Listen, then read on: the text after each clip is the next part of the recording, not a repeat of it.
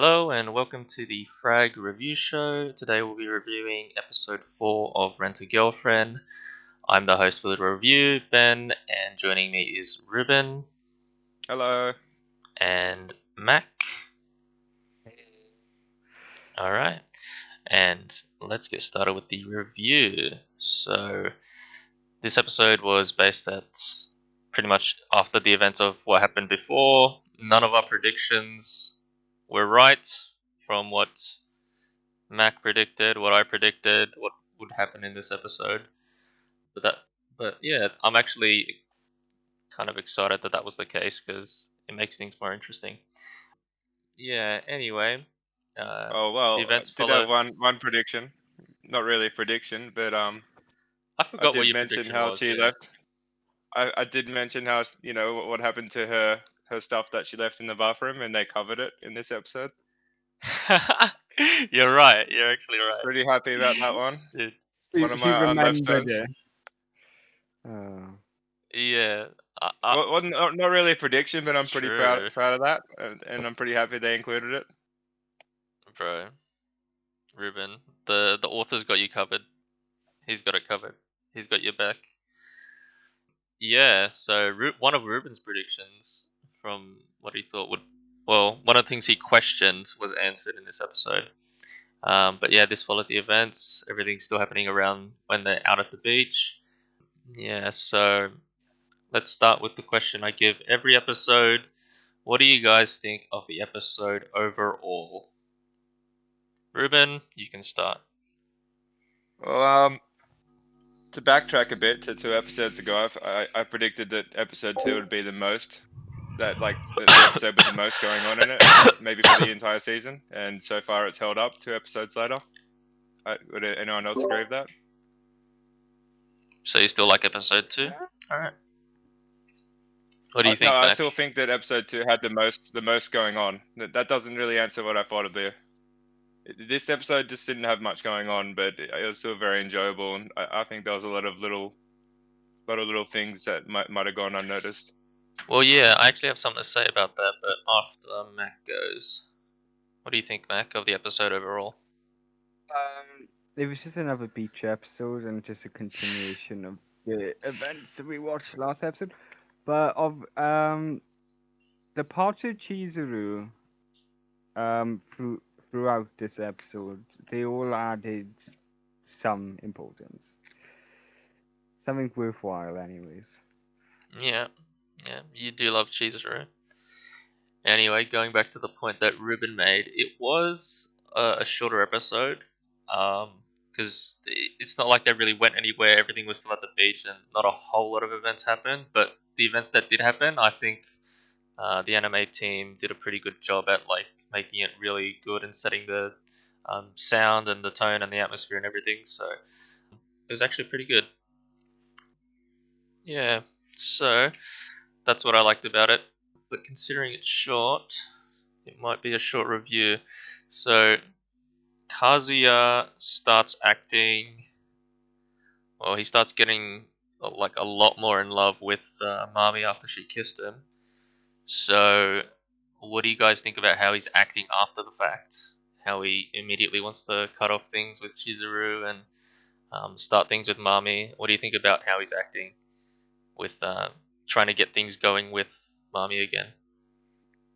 Well, I thought it was kind of going to happen, but at the same time, you see a little evolution in his cringe. Normally when he makes a big decision without consulting Chizuru, he does that little turn that we've spoken about a lot. But this time his hand just shaked. So um, the way he's been Yeah. acting, I don't think anything out of the normal, considering what we know as opposed to what his friends know. Okay. Mac, what do you think about his actions and how he's trying to get back with Mami again? Honestly, him as he is, he's an idiot. But his actions play on that theme of deception, which was woven throughout this episode quite a bit. Deception. Yeah, there's a lot of deception coming from Mami's part. Yeah. What do I think about it? I think, yeah, I think it's pretty stupid. So he's turning into more of a simp, right? And we know Mami's motives more so we understand that he's not really making a good choice for himself in the end. But that's when Kibe steps up. So you guys know Kibe, his best friend. He steps up, decks him in the face, and says, "Dude, stop thinking with your penis. Why don't you treat this beautiful girlfriend that you have with you at the moment right, and stay faithful to her. Stop telling lies. Don't break things up just because of this chick, Marmy." And he also says that Marmy's also manipulating him, and for her to stop. So, what do you guys think about Kibe stepping up and helping out his friend? Ruben, I think Mac was trying to talk. I think Max playing with his mic, unless he is talking. Um, Uh, can you actually hear him, Ruben? I can't hear Yeah. anything coming from his mic. No, Ruben. I can't hear All right. anything. What do I think of Mac, you can. him? Yeah, you can go later, Mac. Ruben, go. Um, it's like completely extrapolated to how a normal person would have reacted, but anime and whatnot. Um, I don't know. It's kind. I didn't really think of it much. It's just like, oh man. I mean, why do you have to fight over this? Like, Oh well, you can argue that showing that much passion to like punch your friend in the face is showing how much you care for them. yeah, but like he's also meddling in affairs that he's only met Chizuru twice, very briefly, mind you. He might have met her more than that. Maybe it was twice. Well, 3 times. He met her at the bar. He met her before the. He Yeah, did briefly see her at university, but he didn't associate her maybe you're right. Yeah, because she was in her glasses disguise. the disguise. I So don't you, know. I so don't you, think it was warranted. so you didn't like it when he stepped up to Kazuya. You punched him and he said, "Dude, stop thinking with your penis." Yeah, I mean, applying it to the real world, not anime, it kind of made no sense. But in anime, it Yeah, everything but can make sense. okay. Let's assume, Ruben, that you're simping for a girl like really hard, and I see this, but you're in that delusion in your head where you can only see this one person and you just really want to go for it and nothing else really matters as much. And I punch you and I say, dude, snap out of it, man. This person, you're giving too much to this person. You need to stop, right? Look at the people you still have. Look at your current girlfriend. What are you doing? Would you think I'm a bad person for doing that? Or how would you feel if I punched you in the face and said that to you? I'd probably think the same thing that Kazuya was thinking. You're jumping to conclusions. You don't know the full picture. But obviously, in that situation, he couldn't. Oh, if I was in that situation, I couldn't tell you about it due to confidentiality with the service.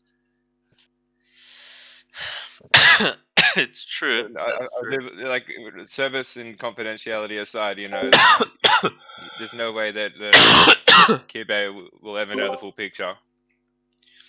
There isn't, but he still But cares for his friend. I don't know if it's warranted to punch. Maybe something less drastic. I mean, friends can get physical with each other, right?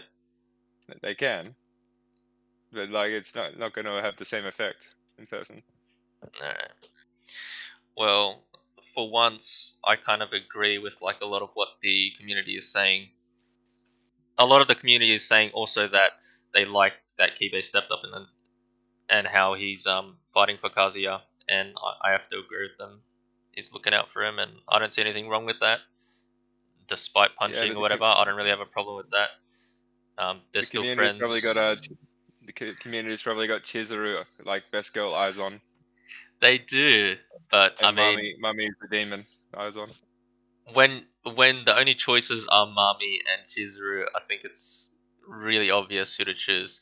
Just wait till some of the other girls get introduced, though. I know that some of the fans of the community, fans in the community, are thinking that the other girls are best girls. So we haven't actually seen them yet either, and it's the 4th episode.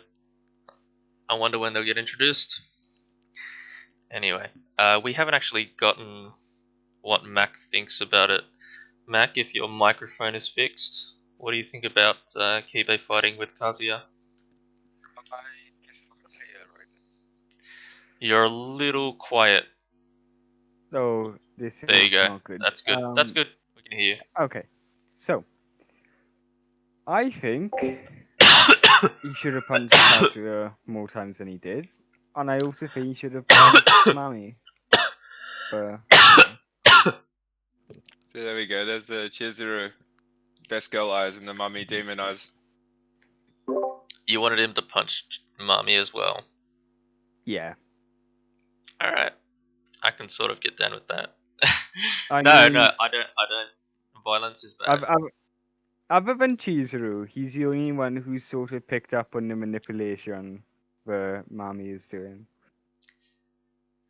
Yeah, he has picked up on it as well, which I think is really good. Mm. Having a friend like that who can pick out those things and let you know. But yeah, it doesn't seem like it's really helping him. Like, but that's realistic too. Like, I see this thing happen a lot, especially with some people around me, where you know that someone might not be the best for them, but despite what you might say, they're just too locked onto this one person. It's unfortunate, But- but that's how things are. But also, he's picked up that Chizuru is the perfect girlfriend, which just means that Chizuru is doing her job well, because she gets paid to be a perfect girlfriend. Yeah, she's pretty good at it. Anyway, with that being done, okay, so things transpire. He finds out that his grandma's getting discharged from the hospital in a week, so that's some good news. Since some things have been developing with him and Mami now, he figures now's probably the best chance to end things off. Chizuru agrees, and they end up getting tickets. Kibe gives. Well, Kibe really wants the relationship between Kazuya and Chizuru to work, so he gives them tickets and he tells Chizuru to give Kazuya another chance, despite not knowing that she's just a rental. But it appears like she might be getting some feelings for him. I feel like they're kind of fake, but never mind that. Anyway, they get tickets. I don't know. Correct me if I'm wrong, but when she laid out the rules for the whole rental girlfriend service, wasn't one of them that she's not to receive gifts? I might be wrong. Yes, but I think I also And said in that. She asked if she could keep the sandals as a gift. She can't accept gifts. Yeah, I guess. Like, I think it's one of those things where you can bend the rules.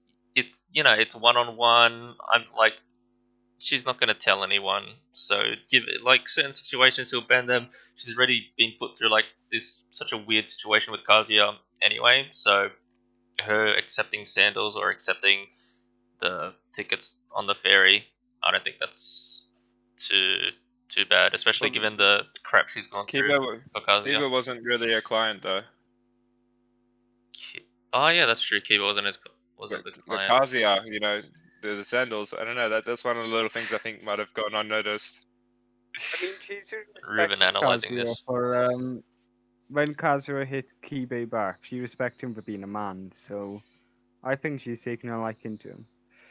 No, I think she was also referring to him, standing up and breaking up in public, kind of, instead of just keeping on with the lie. We might have just read her wrong then. No, it was including that. Mhm. I think, or at least hope, something is sparked between them. Oh, I think something's definitely sparked since like episode 2, when she's feeling comfortable to break out of character in the elevator, even though she was on official business. And then episode 3, when she had no reason to bring the food over. Yeah, so that's actually something I want to address. It's made to seem like she's feeling things for him. She even tells him, as Mac told me, that she thought spending time with him was fun, and when he walks away, she calls him a dumbass. When he still thinks that he's just caused her too much trouble. But how can you like someone who's like dragged you through so much shit, and you've constantly been screaming at them and having all these problems, and like how do you fall in love with someone like that if the assumption is that she is falling for him? Like, does that make sense to anyone? Does that make sense, Ruben? He's an idiot, but he's kind. She definitely doesn't make her. He definitely doesn't make her days boring. That's true, but he also doesn't make them particularly fun.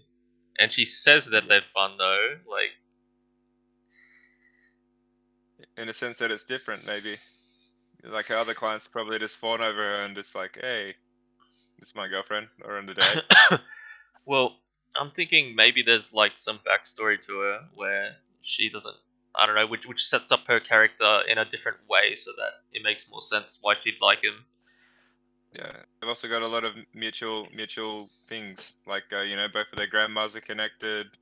They're both getting discharged apparently at the same time. They live next to each other. They go to the same university. There's a lot of coincidences, a lot. But yeah. Still, it just feels weird. But they might fix that with further developments or like some kind of flashback or backstory to Chizuru. Anyway, they end up taking those tickets. Chizuru takes the tickets and goes on the boat. She can't really, after the speech that Chizuru got from Kibe, she can't deny him that gift of trying to do something. But they're still set on ending the relationship. They're like, okay, we're gonna end it now. Kazuya's gonna move on with Mami, which I don't think that's gonna turn out very well. But he's under the illusion that things will work out well. And they get on the boat, and she gets sick, and Kazuya gets a call from Mami who says, "Oh, I'm feeling really lonely tonight. I need you to come and I'm just really lonely. I need someone to be here with me." And he says, "Sure, I'll be there." But Chizuru soon after falls off the boat, and Kazuya jumps in to save her. What do we think of this scene, Ruben? Firstly, I think that his phone, is dangerously close to falling into the water. But I don't know. I didn't really think much of it. It's kind of like one of those choose her, choose one of them situation. True. Which, is obviously probably going to get completely overturned next episode. Probably, especially considering that there's still two other characters, main female characters who haven't been introduced yet. Especially in TV, women love to be saved, so there might be a lot of pheromones around Kazuya once he saves her next episode. Or the opposite could occur, and he could fail horrendously, and then the lifeguards on the boat could save both of them. Yeah, but it still makes a message when you dive off of a boat to save someone. Anyway, yeah, I just think that whole scene is pretty cliche, like really cliche. Oh, damsel in distress falls off the boat. Oh, he's got to save her. It feels a bit not. I don't like it. It's too cliche. I don't like it. Cliche with a twist though, because right before he was on the phone with Mami. No, he didn't hang up on her. That feels like a cliche too. It's like, oh yeah, I'm talking because he has to choose between the two, and no, it's cliche. It feels heaps cliche. I don't like it. Yeah. Like okay, maybe the twist was the phone fell off the boat. Up till this point in the story, I really appreciated how the story wasn't very cliche, and there was a lot of more original ideas being thrown out. The rental girlfriend, and some of the things that some of the drama that was showcased in the story and the events leading up. But then this was just like, okay, that's just really cliche. I don't like where this is going. Yeah. I think most of the show's been pretty cliche. It's kind of hard to avoid being cliche since TV's been up for so many years. But not like this. Like this is like mainstream cliche. Oh, she falls off the boat, go save her. Oh, but I'm on the phone and this person says they want to meet. I don't care. I'm just gonna, Mac.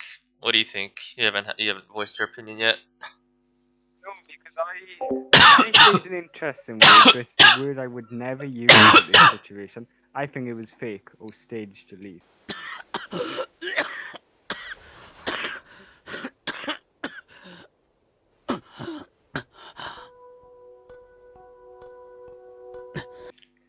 There's no doubt she was ill, but you know, when you feel lightheaded, I know some people want fresh air, but she could have got fresh air without going to the very side of the boat. She literally went to the railings, even though there was plenty of, you know, space for her to get air. I reckon it was fake, and she did it as a stunt almost. But oh well. Yes, Mac gets me. He gets me. He gets me, Ruben. You don't get me on I this don't think one. it's cliche. It's Well, I don't think it's cliche, it is but yeah, but like I doesn't think that it's an act. doesn't that come up in your, isn't that a cliche though? Like when it's something that's overused, Yeah, but when it's used, haven't you seen similar kind of situations in like so many other like drama shows and people falling off a boat like that? That's a cliche. And then the yeah, guy but having to dive in to save her. And not being staged, it isn't. yeah, well, the fact that it's not staged and it seems very fake is what only adds to it and just makes it even more just like I don't like this. Because yeah, it seems a bit stupid that she'd be leaning on the railing when she's all sick and Well, I think it's a natural human reaction to not want to throw up on a nice ship. And if you want air, the only option is to hang off the edge, yeah, but so you can throw up in the ocean. can't she go to the bathroom or Not if she wants fresh air. You off the edge, then. maybe? I didn't particularly like that and how unreal it seemed, or just how cliche it seemed. Maybe not entirely unreal, but cliche. I didn't really like that. Anyone else have anything to say about that scene? Well, it could have been an attempt to just make Kazuya pick her over Mami, but oh well. How would she know that Mummy was It on the was phone? just it was all part of the plan. Honestly, she could be psychic at this point, and I wouldn't be surprised. Yeah, I don't think they'd do anything like that. This seems like a very realistic drama oriented manga, so I don't think they'd take those routes. But Pretty much since episode 2, it's been by the definition cliche. One girl or the other. Here.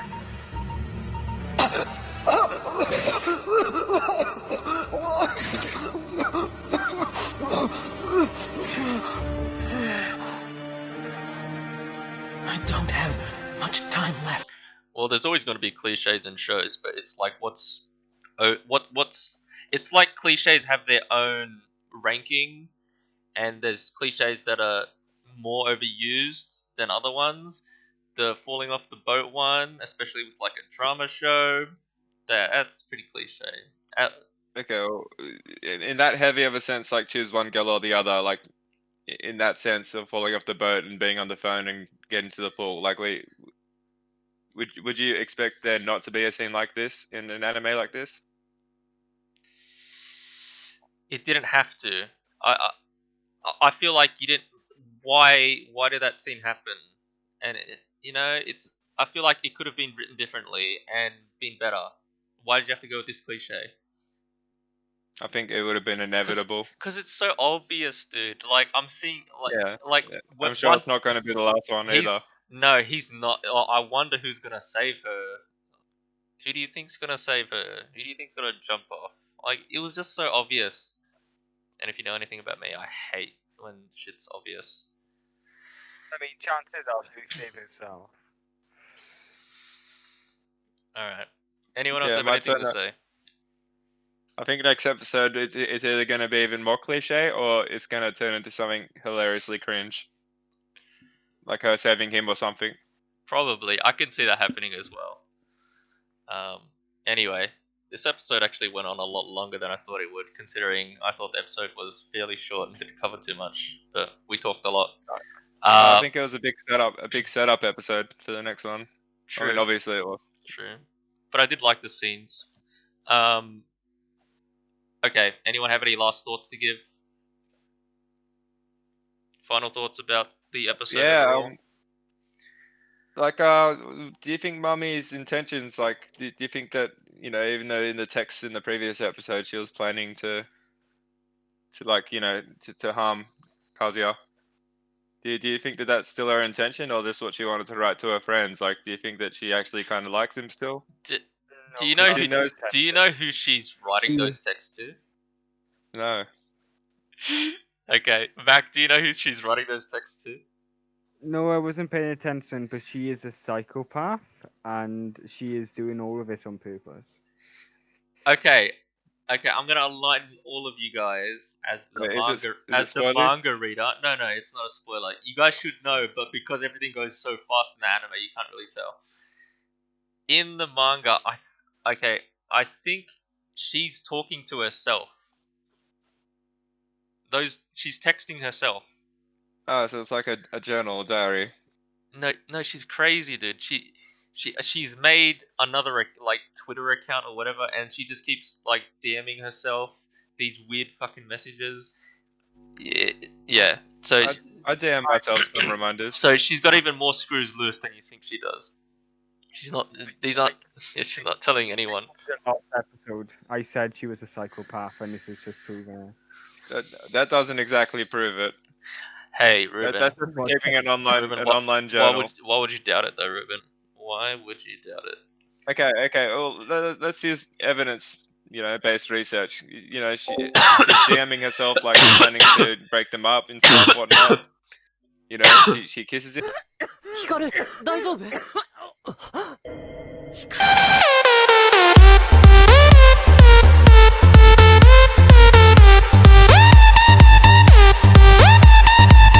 5 seconds later, he breaks up with her publicly, and then at the end of the episode, she's calling for attention. Like, she's already achieved her goal, right? But she still wants. She still wants a little bit. She doesn't know that they've completely broken up though. This is probably like sealing the deal, right? Her bringing him over is sealing the deal. Because they're talking about it, and but then Kiba had that fight, so maybe this is the one action her mommy calling Kazuya over, which is gonna break it all off and seal the deal, right? She's obviously still trying to manipulate him, so this is probably still part of that. Yeah. Anyway, I don't know. Anyone have any final? Mac, you got any final thoughts? Not that I can think of, no. No. Alright, I think we can end off the review show here then. So, if you guys liked the review, feel free to leave a like. If you didn't like it, feel free to dislike. But also, if you wanted to leave a message or leave a comment telling us why you didn't like it, and we can address that. But anyway, bye-bye. Hello and welcome to the FRAG review show.